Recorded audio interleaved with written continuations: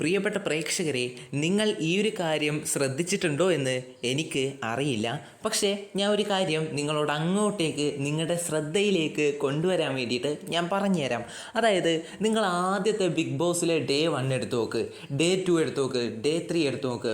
എന്നിട്ട് എടുത്തു നോക്കിയിട്ട് എന്താ മനസ്സിലാക്കേണ്ടത്?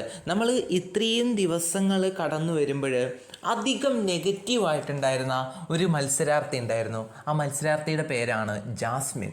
അല്ലേ, നമ്മളൊക്കെ വിമർശിച്ചിട്ടുള്ള, നമ്മളൊക്കെ ഒരുപാട് എന്ത് ഗെയിമാണ് കളിക്കുന്നതെന്നൊക്കെ പറഞ്ഞിട്ടുള്ള നമ്മുടെ ജാസ്മിൻ ചേച്ചി ആദ്യത്തെ ദിവസങ്ങളും അല്ലെങ്കിൽ ആദ്യത്തെ 2-3 ആഴ്ചകളും ഇപ്പോഴുള്ള ഒരു സ്ഥിതി നിങ്ങൾ ഒന്ന് വിലയിരുത്തുക.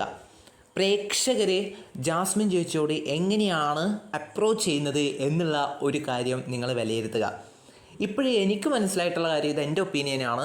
അതായത് ആദ്യം ജാസ്മിൻ ചേച്ചിയുടെ പ്രവർത്തികൾ ഇഷ്ടമല്ലാത്ത പലരും ഇപ്പോൾ ജാസ്മിൻ ചേച്ചിയെ എന്തുകൊണ്ടാണ് എന്ന് എനിക്കറിയില്ല നല്ലത് പറയുന്നു. എനിക്കറിയില്ല, മലയാളികൾ എന്നും കുറ്റം പറയുന്ന ആൾക്കാരൊന്നും ആണെന്നല്ല ഞാൻ പറയുന്നത്. ഇപ്പം ഗെയിമിൽ നിങ്ങൾ ശ്രദ്ധിക്കുകയാണെങ്കിൽ ആദ്യമൊക്കെ നെഗറ്റീവ് ഉണ്ടായിരുന്ന ജാസ്മിൻ ചേച്ചി പതിയെ ഇപ്പോഴും പോസിറ്റീവായിട്ട് വരുന്നുണ്ട്.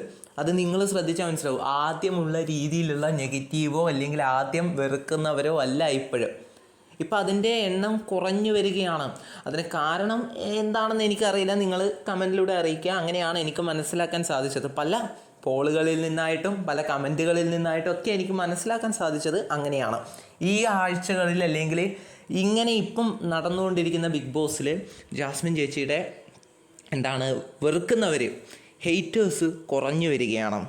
അതെന്തുകൊണ്ടാണെന്ന് എനിക്കറിയില്ല. നിങ്ങളുടെ അഭിപ്രായങ്ങൾ കമൻറ്റിലൂടെ അറിയിക്കുക. എന്ത് തന്നെയായാലും ജാസ്മിൻ എന്ന് പറയുന്ന മത്സരാർത്ഥി, ജാസ്മിൻ ചേച്ചി നല്ലൊരു കണ്ടസ്റ്റൻ്റ് ആണ് എന്നാണ് നിങ്ങളുടെ അഭിപ്രായമെങ്കിൽ ഈ വീഡിയോ ഒന്ന് ലൈക്ക് ചെയ്തുകൂടെടാ. നന്ദി.